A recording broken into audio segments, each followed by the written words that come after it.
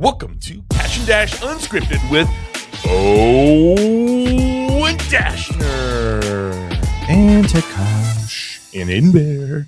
Yep. Aiden with the burnt orange hat on over there, and the DJ booth with his headphones on. I like it. And the Sublime t-shirt. Yeah. It's representing. Yeah, I didn't know he's that cool. Yep. I'm going to start my day off with a grinding gears. Okay. Let's hear We it. just got back. I did 12 hours in the car yesterday. Yeah, I know. Total of 26 hours of driving and 1,400 miles in the last 6 days. But the thing that grinds my gears, on Thursday, we decided to take a little break. I was with the in-laws. We went out for a cigar because, first off, the Airbnb owner, oh my God, that was a whole nother story. Wait, at the vacation At the vacation place, yeah. They sent us a list of their... Where'd you go, first of all? We went to the Black Hills. Okay. And the Airbnb person gave the list of their extra rules.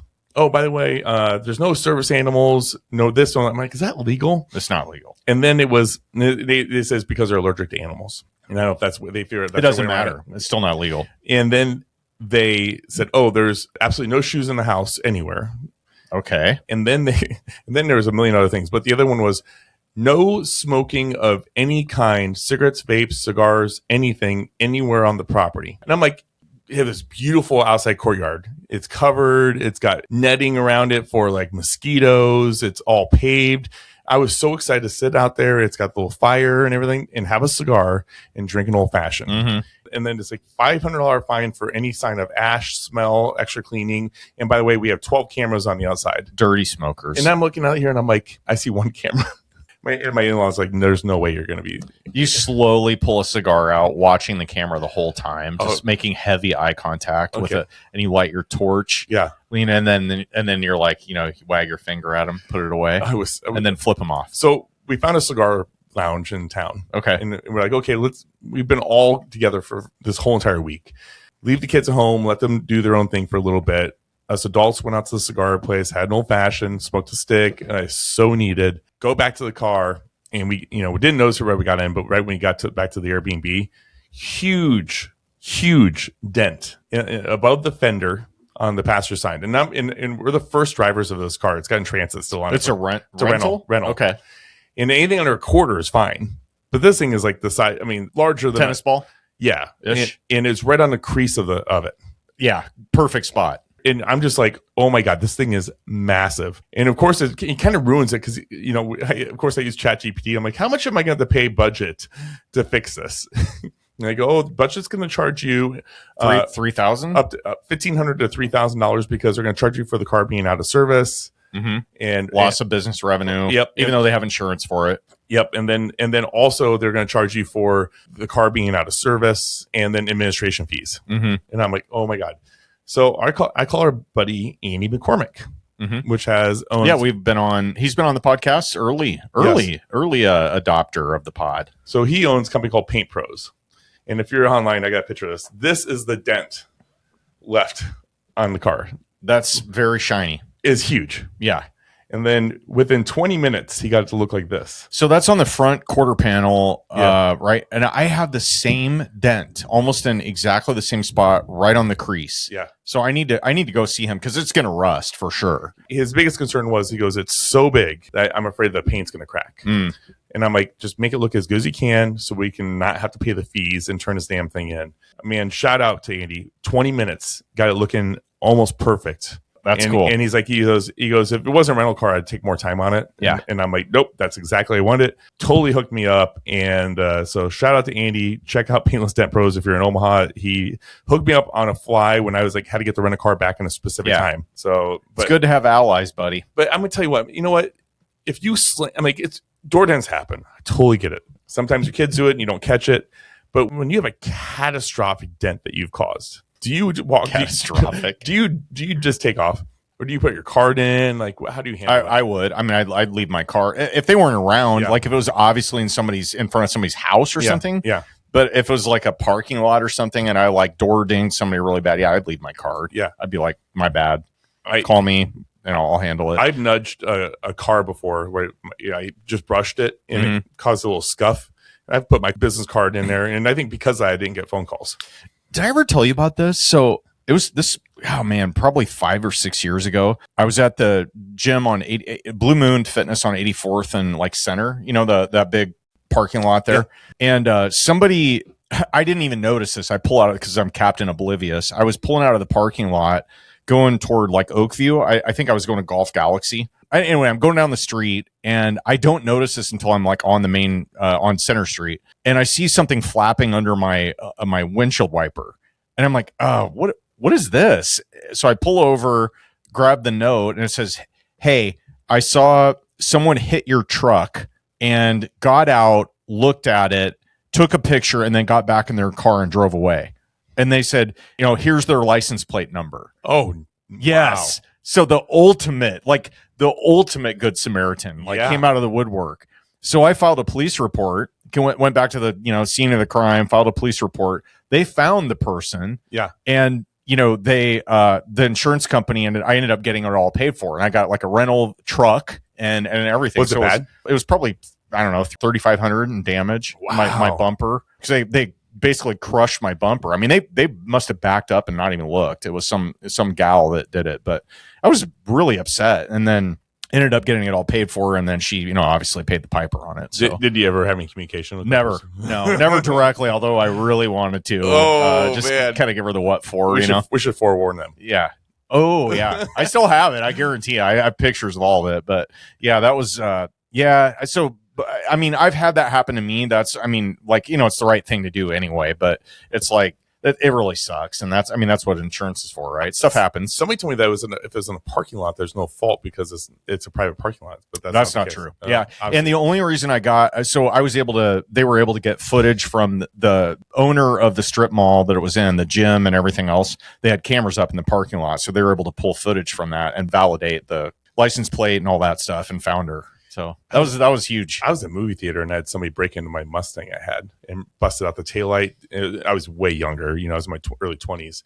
Busted out the taillight, stole I had blackouts on there at the time, and then they got stole the stereo equipment out of there and everything. And I'm like, guys, I go, you have a camera right there. Can I get no? Only if you have a policeman come here request it.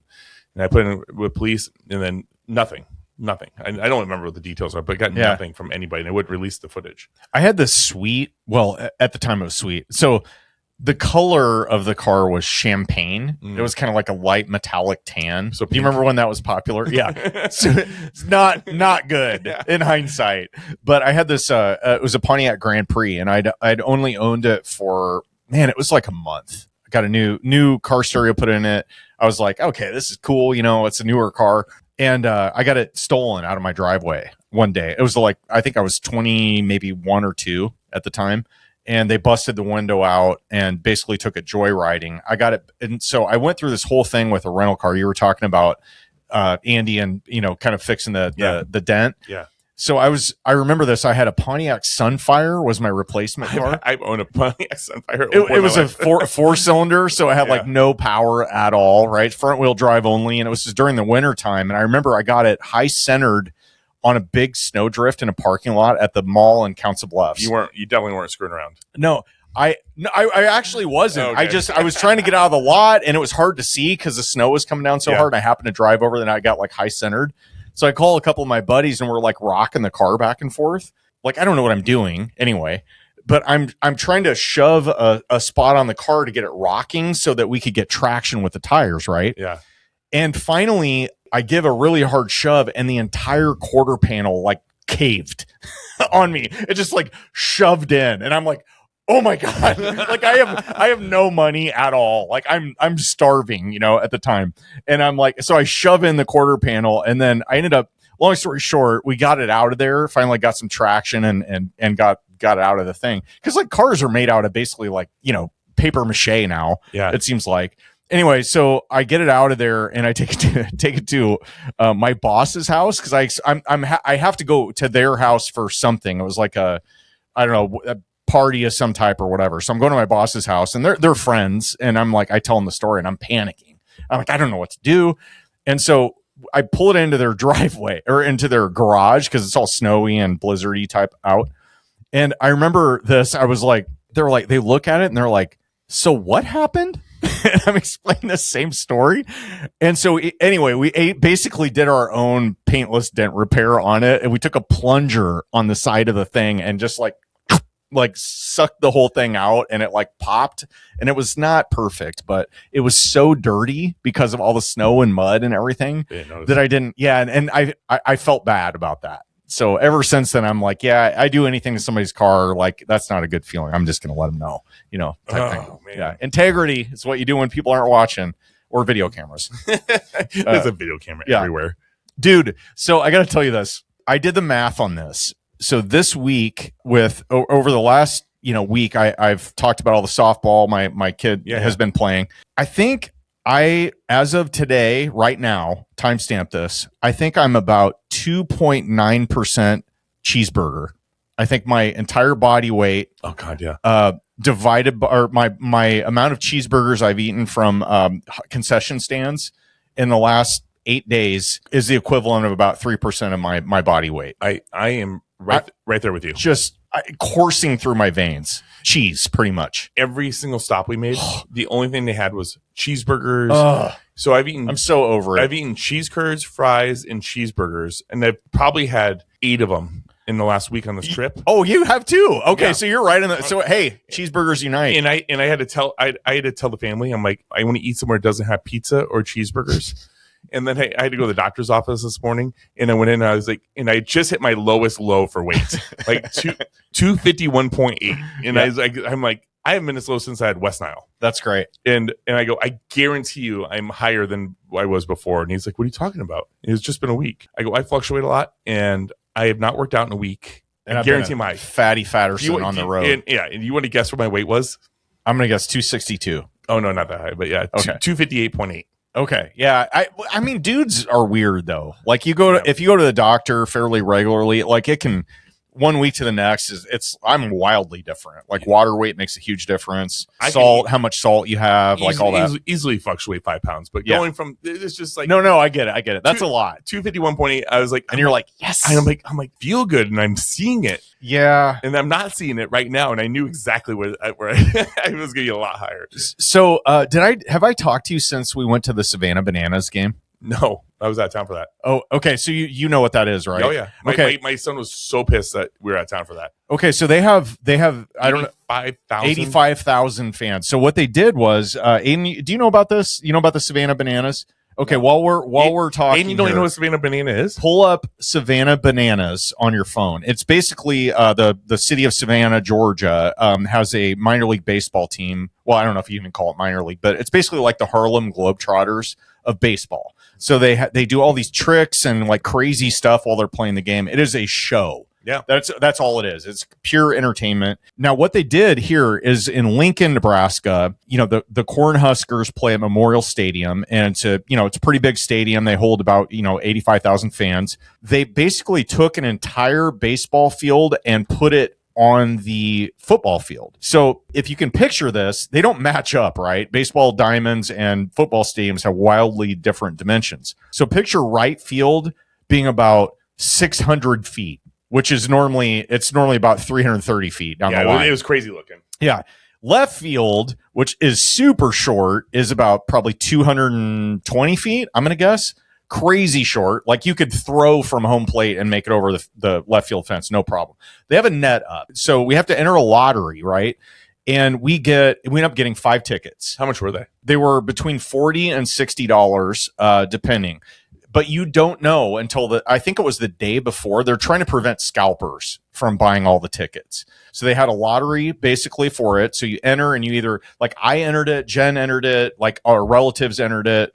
And Jen was the only one that won the tickets. It looks like you had pretty good seats too. Yeah, I think we were like row 23. So they were pretty good. But we were in the left field bleachers. Okay. So like Memorial Stadium has bleachers. There's no assigned seating. Well, there is assigned seating, but anyway, it's crazy. Can you go in a wide angle here?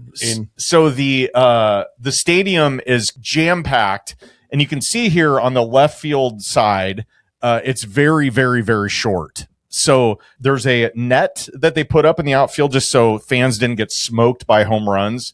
But I'll tell you something, that happened. So about 2 seats back from us and about 4 people down, this family, and I feel bad for even saying this, but do you remember when Honey Boo Boo was Honey Boo do you remember this?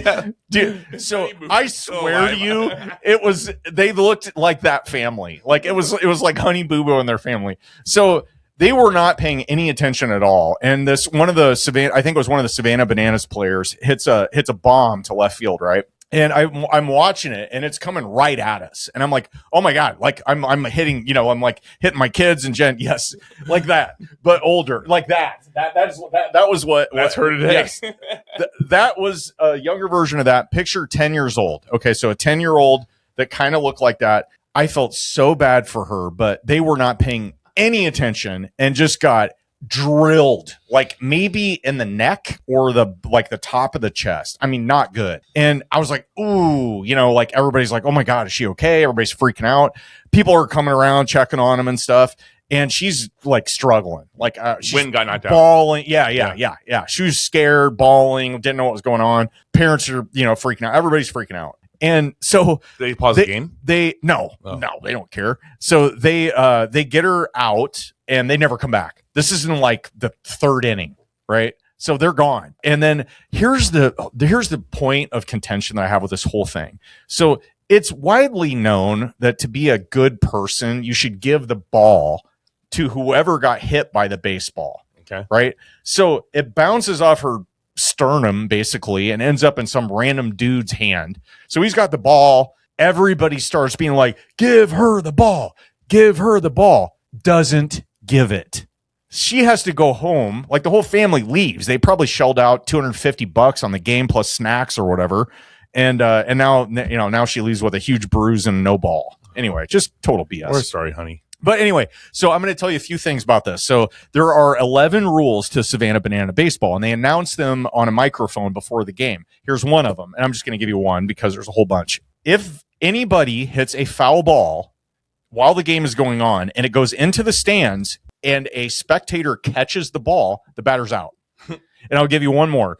If there is a walk, they don't like walks. They want the whole game to be exciting. So if there's a walk, the batter can advance as far as they can possibly get. So they could get an inside the park home run before all of the opposing team's players touch the ball on the infield. So all 9 players have to touch the ball. So anytime there's ball 3, all of them start coming in from the outfield toward the infield so that they can be close together. So they're like hacky sacking the ball around. It's crazy. So anyway, they do this. So these are a couple rules. What are you about to say? I looked up the rules for you.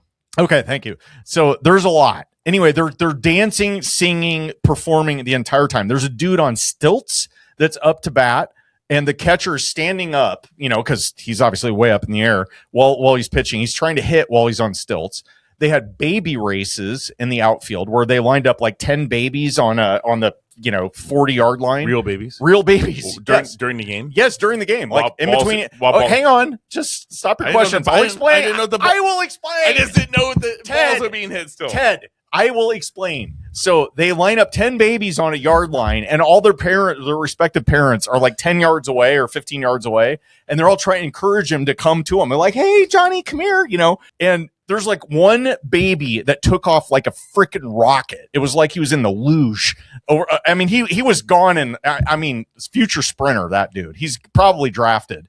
But anyway, the rest of the babies are just like looking around. They don't know what is going on. They had a tortoise and a baby race in the outfield. Anyway, it's just a lot. There is a lot going on. And I had really expensive shorts on at the time. The only reason I remember this is because I bought some Mizzen and Main shorts, which, by the way, if you want to sponsor us, I'm down. They're not cheap, but they're the best shorts I own. I got a few of their shirts. And they're kind of like white or like off gray, Yeah. So I wear them, and of course I get nachos, but they were brisket nachos that were soaked in like this grease, and it just all fell out of the bottom all over my shorts. So so you add that on to the $40 you spent. My wife could fix that. Oh man. So Anyway, it was a lot, but I will say I do want to give kudos to my wife, because normally this is my move. It's a 2-hour game. Normally baseball goes until it goes, right? It's an innings thing, not a time thing. That's rule number 2. Okay, so there's a 2-hour time limit, which is key. So they're packing all the stuff in. They play music. They're blaring really popular music, but like 30 seconds of it at a time. So all these songs are playing while the game is going on. It's a lot. There's just a lot going on. Okay. So we leave about 25 minutes before the game ends.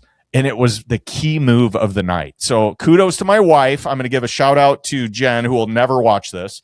But good on you for suggesting that, because that's normally my move. And I was like, I kind of want to get my money's worth. And so I talked to people later. We got home about 10:15. It's about an hour drive normally.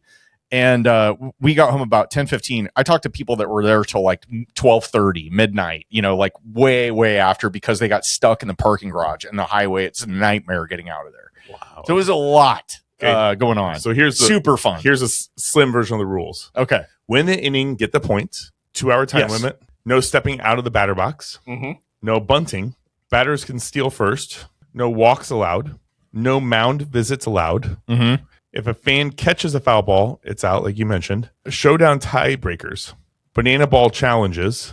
And golden batter rule. Oh, yeah. And they have trick plays, too. So, like, picture this. So a batter hits a pop fly or an infield fly or an outfield fly ball. The fielder who's under the ball can throw their glove up to like catch the ball and then catch it. And then, or they'll like bounce the ball to first base or throw it between their legs or catch it behind their back. And the more trick plays you get, the more like it'll lead to a point. So you can win an inning through the trick plays. Can you do that in baseball? If a home run is going, throw your mitt up to knock it from going down and catch. So here's the fun. Why couldn't you do that? Fun fact: if you throw your glove at a ball, it is an automatic triple.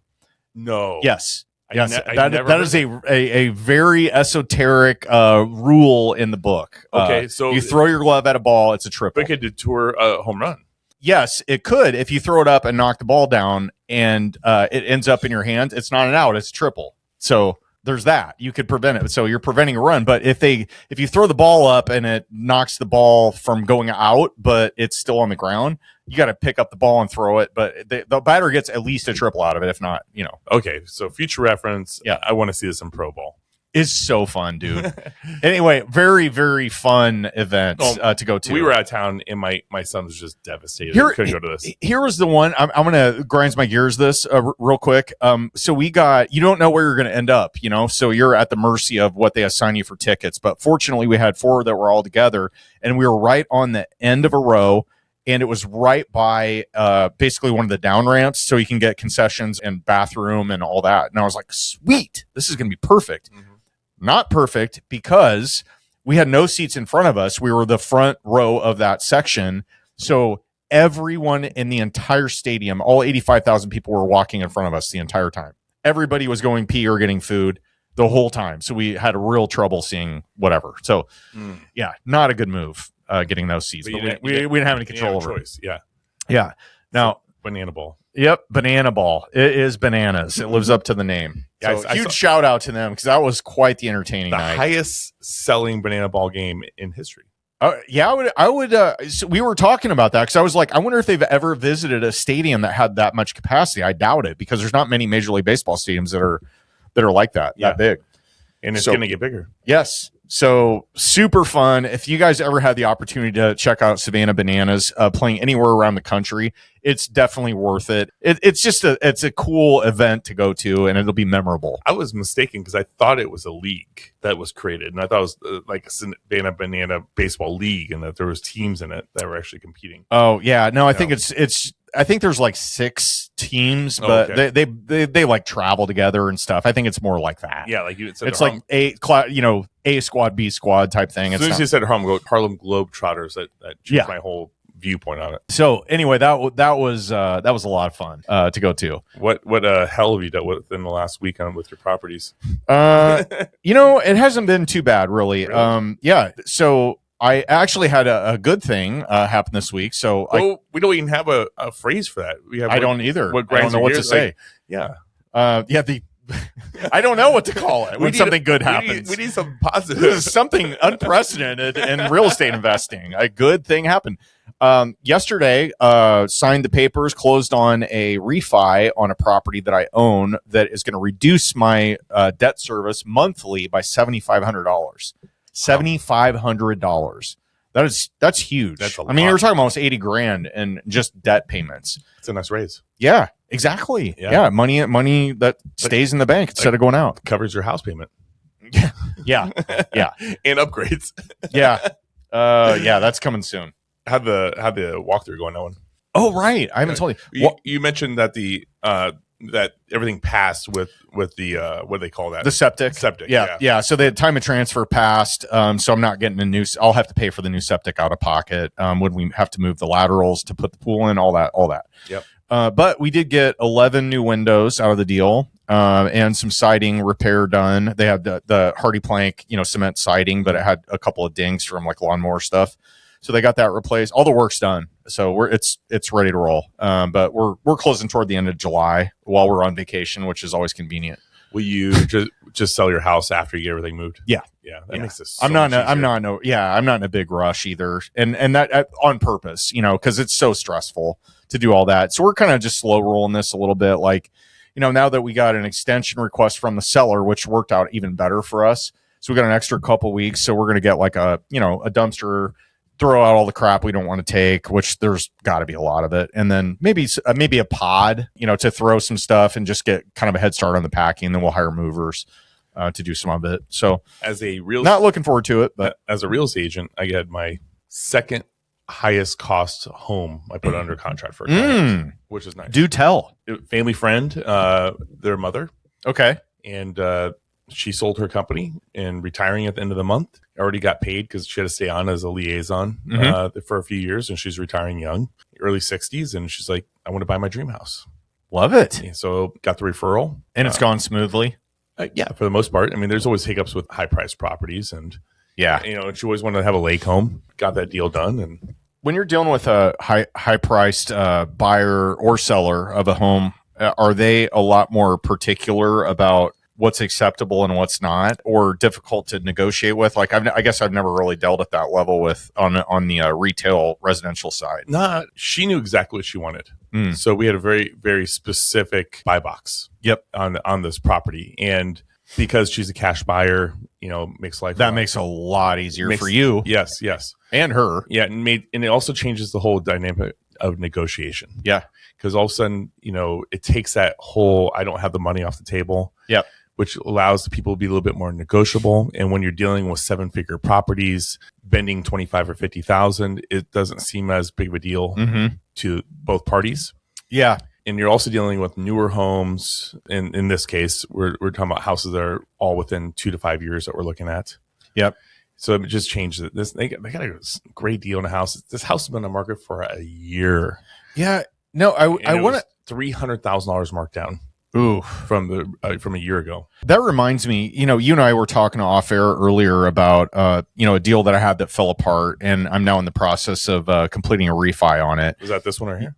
No. Okay. The multifamily deal. I just didn't know this one that you gave for your example of the 7,500. No, different deal. Yeah. So, you always want specifics. So, this deal you just mentioned that I'm leaving vague on purpose, Ted. Should I give that as the headline every time? Sure. Vague deal alert. Anyway, so I got retrade basically attempt on that from the buyer. Retrade meaning he's trying to negotiate after the fact, like way late in the game. And what come to find out, there was some tomfoolery going on here for sure with this deal, but basically came at the 11th hour and tried to get a $300,000 reduction. And then your question to me was like, because what kind of pain this caused me for having this deal fall apart. Had a lot of things on. Hinging on that. And I was asking if that $300,000 was worth it. Yeah, you said, do you regret not taking that? Yeah, and I was like, hell no. Like at that, like 300,000 is real. That's real money to real people. You know what I mean? Sure. Like, but to your point, when you get to higher price points, 50 grand kind of, isn't the same thing on $1 million purchase or sale as it is on a $100,000 one. Like that's a huge difference, but it's still real. Totally. Like it's still real money, like 300,000 is a shitload of money for everyone. Yep. So, I don't regret that, but I mean, it was a good and fair question, and it made me think. So I was like, do I? Because my initial reaction was like, screw you. Of course I care, blah, blah, blah. And then I was like, do I regret it? And I was like, no, I don't regret it. Well, because I was looking at your stress level. Yeah. And there's value to that. Sure. Plus you had, I don't know what you were doing with that money, but you had some significant plans with that money. Yeah. So and then you had to do other things to fix it. So I didn't know. I'm trying to start a rhino horn trafficking business. And that's what I was doing. Okay. If you have to know. You're going to get a shutdown. I'm kidding. Okay. I'm kidding, PETA. Don't cancel us. But anyway. So Alex says this is why our YouTube is getting hurt. It's getting hurt? No. Is that what he says? No. Oh, okay. I figured he'd grab rhino horn trafficking and plaster that on the front of our YouTube thumbnail, and that would be the draw. I'm definitely excited to be with him to see where we've grown on the YouTube channel, though. I do. Me too. So I have a good buddy of mine. We used to work together at Radio Shack in high school in Glenwood, Iowa. Every time you see Radio Shack, I just start laughing. And so Bob Mills, a good friend, like I've known him for so many years now, like 30 plus years. We caught up the other day.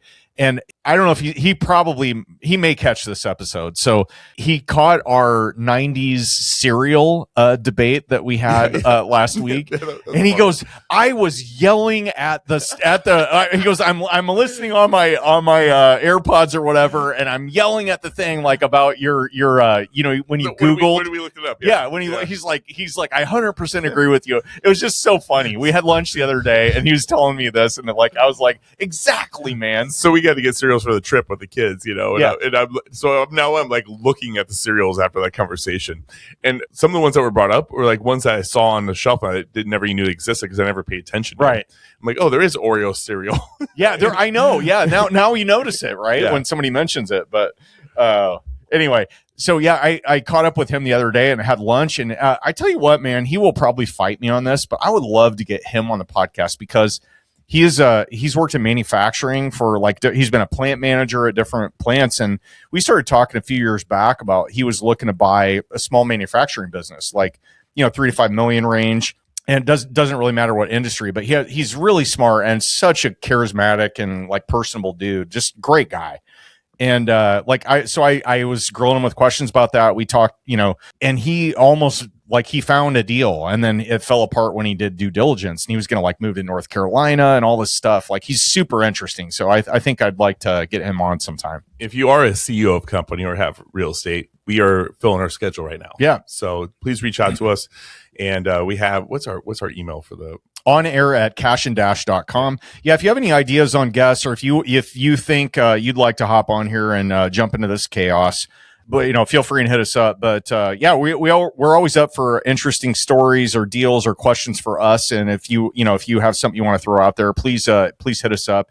We've got a few in the hopper here that we're going to read, but we want to have enough to go on here. So on air at cashanddash.com with a K. Yeah, and you mentioned the YouTube channel. I'm kind of looking at our shorts now. Before we had one short that even exceeded 1,000. And now we have 25 That's shorts. That's the average. 1,000 to 2. Yeah. So we're finally seeing. Yeah. So shout out to Alex Beltran for his help on the back end here, getting our poop in a group.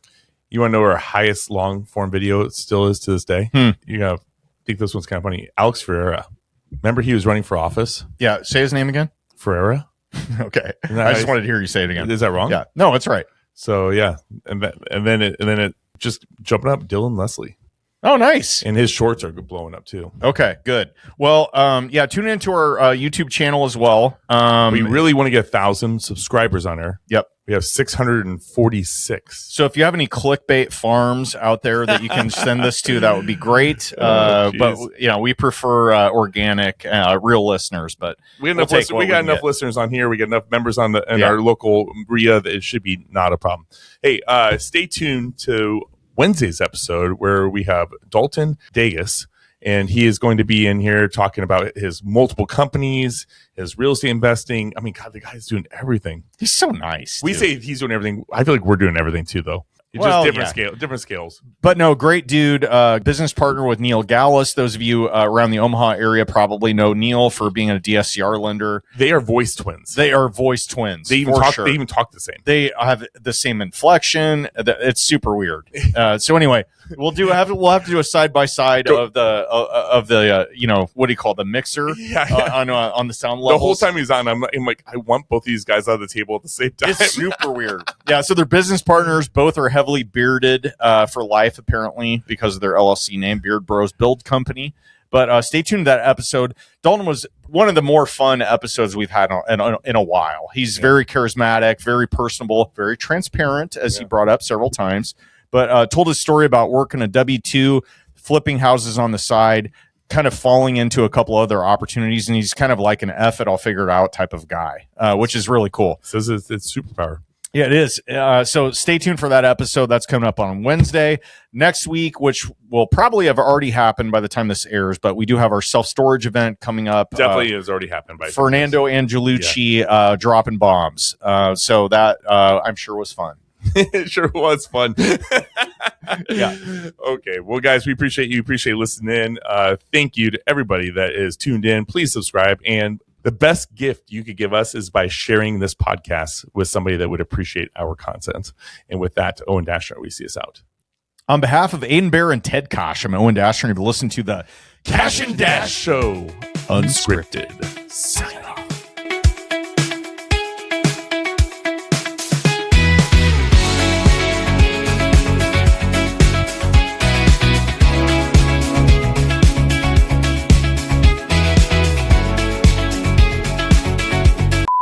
The best gift you can give us is sharing this with somebody you think would get something out of this. Boom. If I get that out. Easy for you to say. Kash and Dash Show. Unscripted. Have you done this before? What? Are you glitching? No, I was waiting for you to say sign off, and I was just going slow with that. I was slow rolling. But you usually do the Kash and Dash Show. No, usually you do that, and I say sign off. Don't you? Aiden? No. I thought we join did it together. Okay, we'll do it one time then. Radio edit. One more time. It can't work like this. Aiden, pull up a LinkedIn and put a job description out there for co-host. You probably do better ratings. Will do. All right. Are we doing this again? Or Sure. is this, okay. Yeah. Well, are we leaving this all this in? Okay. All right.